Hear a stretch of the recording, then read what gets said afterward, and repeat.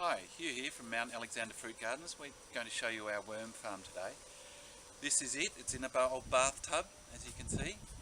We've got shade cloth over it and shade cloth lined with shade cloth. So let's just go in and have a look, see if we've got some worms. Slide the cover off. We've got it covered by some old underfelt and old woolen jumpers, which the worms actually eat eventually. So let's go in and have a look.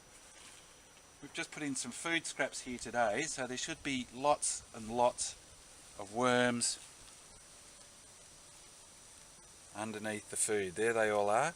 The worms tend to feed on the surface, so once they've finished look at that, worms everywhere.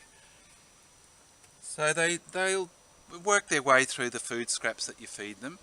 As you can see, we've got the shade cloth here in the bathtub. That's because the first thing we've done in setting up the worm farm is put in a layer of scoria or rocks or gravel, something that the water will filter through, and then put a shade cloth in there to stop the gravel and the rocks getting clogged up with dirt and castings.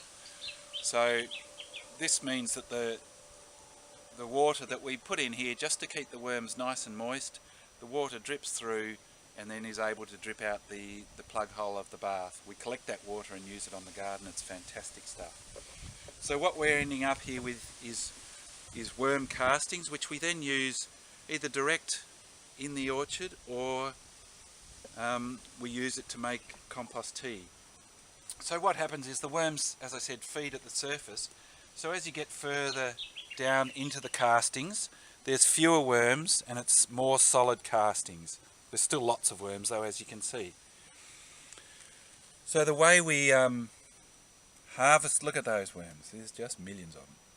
The way we harvest the castings is we take the cover off, and so the worms don't like light, so they'll tend to move away from where the cover has been taken off, and that way we can scrape a layer of castings off, and then the worms will move a bit further down inside it. We'll take another layer of castings off, and so on and so on. The other way to do it is to split the bathtub, the worm farm, up into two basically. So we would then keep feeding in this half and stop feeding on the other half, and so the worms will move to where the fresh food is, leaving the area without food relatively free of worms, which we can then